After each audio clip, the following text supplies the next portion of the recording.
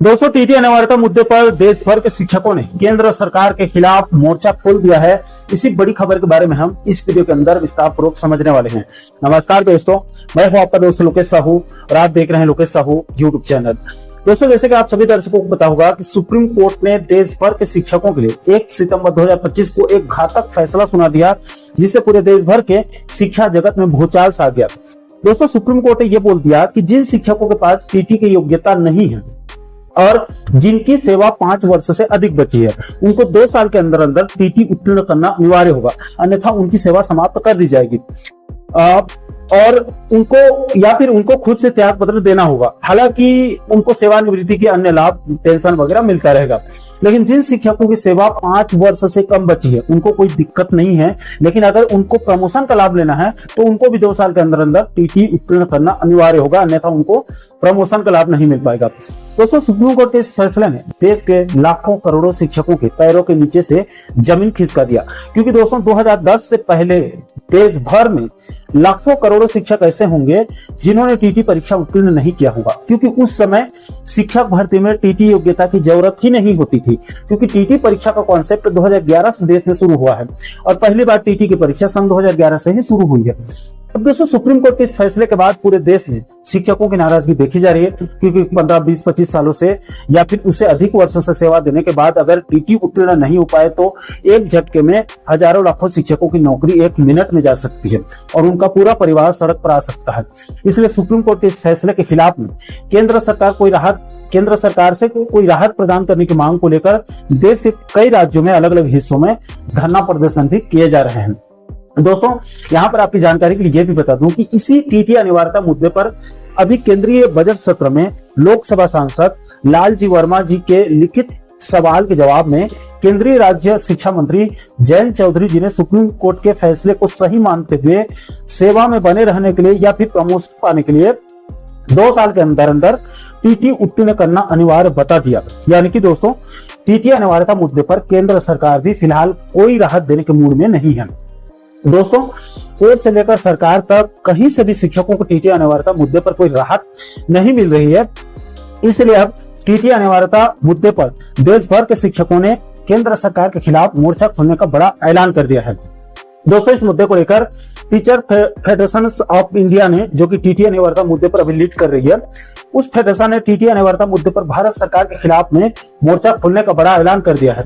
दोस्तों, इस मुद्दे को लेकर टीचर फेडरेशन ऑफ इंडिया के उत्तर प्रदेश विंग ने परसों 15 फरवरी 2026 को एक प्रेस नोट जारी किया है, जिसमें साफ साफ कहा गया है कि टीटी अनिवार्यता के विरोध में उत्तर प्रदेश के सभी मान्यता प्राप्त शिक्षक संगठनों को आपस में आने के लिए आह्वान किया गया है। दोस्तों, इस प्रेस नोट में आगे कहा गया है कि माननीय सुप्रीम कोर्ट के द्वारा उत्तर प्रदेश में 27 जुलाई 2011 से पूर्व में नियुक्त शिक्षकों को सेवा में बने रहने के लिए टीटी उत्तीर्ण करना अनिवार्य कर दिया है, जिससे प्रदेश और देश के शिक्षकों में रोष व्याप्त है एवं आंदोलनरत है। यानी कि अलग अलग राज्यों में आंदोलन चल रहा है। उत्तर प्रदेश के शिक्षक संगठन अपने अपने बैनर तले अलग अलग आंदोलन कर रहे हैं, लेकिन आज 15 फरवरी को उत्तर प्रदेश के चारों मान्यता प्राप्त संगठनों की एक बैठक शिक्षक भवन लखनऊ में आहूत की गई। इस बैठक में उत्तर प्रदेशीय प्राथमिक शिक्षक संघ, उत्तर प्रदेशीय जूनियर हाई स्कूल शिक्षक संघ, उत्तर प्रदेश महिला शिक्षक संघ के पदाधिकारी इस बैठक में उपस्थित हुए थे और राष्ट्रीय शैक्षिक महासंघ के प्रदेश अध्यक्ष शिव शंकर सिंह ऑनलाइन बैठक में शामिल हुए। इस प्रेस विज्ञप्ति में आगे कहा गया है कि उत्तर प्रदेशीय जूनियर हाई स्कूल शिक्षक संघ के प्रदेश अध्यक्ष योगेश तिवारी जी ने प्रस्ताव रखा कि टीटी की अनिवार्यता के विरोध में उत्तर प्रदेश के सभी मान्यता प्राप्त शिक्षक संगठनों को एकजुट होकर टीचर्स फेडरेशन ऑफ इंडिया के बैनर तले आंदोलन करना चाहिए। उत्तर प्रदेशीय प्राथमिक शिक्षक संघ के प्रदेश अध्यक्ष डॉक्टर दिनेश चंद्र शर्मा और महिला शिक्षक संघ के प्रदेश अध्यक्ष सुलोचना मौर्य ने योगेश त्यागी जी के प्रस्ताव का समर्थन किया तथा राष्ट्रीय शैक्षिक महासंघ के प्रदेश अध्यक्ष शिव शंकर सिंह ने फोन पर उक्त प्रस्ताव पर सहमति प्रदान की। उसके बाद सर्वसम्मति से टीटी अनिवार्यता मुद्दे पर 4 चरणों में आंदोलन करने का निर्णय लिया गया है। दोस्तों, पहले चरण में सबसे पहले 22 फरवरी 2026 को दोपहर 2 बजे से शाम 4 बजे तक ट्विटर एक्स प्लेटफॉर्म पर हैशटैग अभियान चलाया जाएगा। उसके बाद दूसरे चरण में 23 फरवरी 2026 से 25 फरवरी 2026 तक विरोध स्वरूप सभी शिक्षक काली पट्टी लगाकर शिक्षण कार्य करेंगे। इसके बाद तीसरे चरण में 26 फरवरी 2026 को दोपहर 1 बजे से शाम 4 बजे तक संबंधित जिला बेसिक शिक्षा अधिकारी के कार्यालय पर धरना देकर बीएसए कार्यालय से जिला शिक्षा अधिकारी कार्यालय तक पैदल मार्च करते हुए जिला अधिकारी यानी कि कलेक्टर के माध्यम से प्रधानमंत्री भारत सरकार के नाम से ज्ञापन सौंपा जाएगा। इसके बाद दोस्तों अंत में चौथे चरण में मार्च के तीसरे सप्ताह में देश की राजधानी नई दिल्ली के रामलीला मैदान में महारैली निकाल के भारत सरकार के प्रतिनिधि को ज्ञापन सौंपा जाएगा। तो दोस्तों टीटी अनिवार्यता मुद्दे पर टीचर्स फेडरेशन ऑफ इंडिया ने भारत सरकार के खिलाफ मोर्चा खोलने का बड़ा ऐलान कर दिया है। दोस्तों यहाँ पर आपकी जानकारी के लिए भी बता दूं कि आप लोगों को याद होगा, मैंने पिछले वीडियो में बताया था कि शिक्षा समर्पित सूची में आती है, जिसमें राज्य सरकार भी कोई बीच का रास्ता निकाल के अपने राज्य के शिक्षकों को टीटी अनिवार्यता मुद्दे पर राहत दे सकती है। इसका सबसे अच्छा विकल्प यही होगा कि राज्य सरकार अपने राज्य के शिक्षकों के लिए एक अलग से विभागीय टीटी परीक्षा आयोजित करके प्रश्न पत्रों में सरलीकरण करके भी वो शिक्षक समुदाय को राहत दे सकती है। क्योंकि अगर आप पुराने शिक्षकों को आज के पैटर्न पर परीक्षा लेंगे तो वो फेल हो जाएंगे, इसलिए विभागीय टीटी परीक्षा एक बहुत अच्छा विकल्प हो सकता है। दोस्तों इस मुद्दे पर अभी तक छत्तीसगढ़ या फिर मध्य प्रदेश सरकार ने विभागीय टीटी परीक्षा मुद्दे पर कोई ठोस निर्णय नहीं लिया है, लेकिन दोस्तों इस व्यवस्था को तमिलनाडु की स्टालिन सरकार ने जरूर धरातल पर लागू करके एक मिसाल कायम कर दिया है। दोस्तों तमिलनाडु सरकार शायद देश का पहला राज्य होगा जो सबसे पहले अपने राज्य के शिक्षकों को, जो लोग टीटी अनिवार्यता मुद्दे से प्रभावित हो रहे हैं इस वक्त, उनकी सेवा को सुरक्षित करने के लिए अलग से विभागीय टीटी परीक्षा आयोजित करने का बड़ा निर्णय लिया है।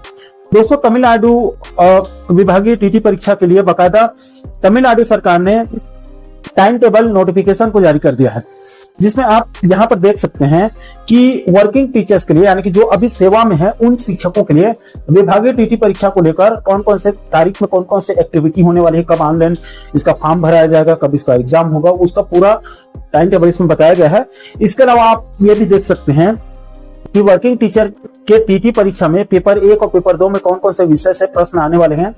दोस्तों तमिलनाडु विभागीय टीटी परीक्षा में पेपर 1 और पेपर 2 दोनों के लिए 3-3 घंटा का समय दिया गया है और 150 प्रश्न पूछे जाएंगे, जिसमें जनरल कैटेगरी को 60% यानी कि 90 अंक लाना होगा। उसी प्रकार से बीसी, बीसीएम, एमबीसी, डीएनसी और पीडब्ल्यूडी कैटेगरी वालों को 50% यानी कि 150 में 75 अंक लाना होगा। उसी प्रकार से एससी, एसटी और एससीए को 40% यानी कि 150 में 60 अंक लाना अनिवार्य होगा। इसके बाद ये सभी तमिलनाडु के अंदर टीटी में उत्तीर्ण माने जाएंगे।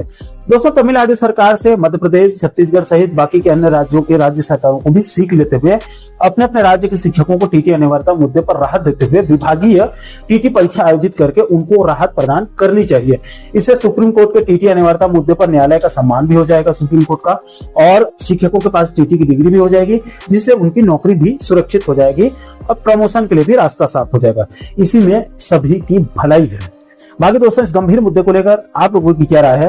क्या तमिलनाडु के तर्ज पर सभी राज्यों में शिक्षकों के लिए एक अलग से विभागीय टीटी परीक्षा आयोजित करके शिक्षकों को टीटी अनिवार्यता मुद्दे पर थोड़ी सी राहत देनी चाहिए अथवा नहीं? इस जरूरी और गंभीर विषय को लेकर आप क्या समझते हैं? आप लोगों की क्या राय है?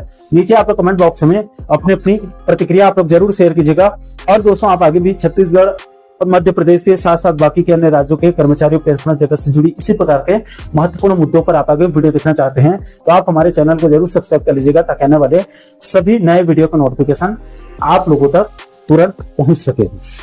और दोस्तों इस वीडियो संदेश को आप देश के सभी राज्यों के शिक्षक साथियों के ग्रुप में, कर्मचारी साथियों के ग्रुप में ज्यादा से ज्यादा शेयर कीजिए, ताकि इस महत्वपूर्ण मुद्दे के बारे में सभी को जो है वो जानकारी प्राप्त हो सके। दोस्तों इस वीडियो में फिलहाल अभी के लिए इतना ही। इस वीडियो को अंत तक देखने के लिए आप सभी दर्शकों का बहुत बहुत धन्यवाद।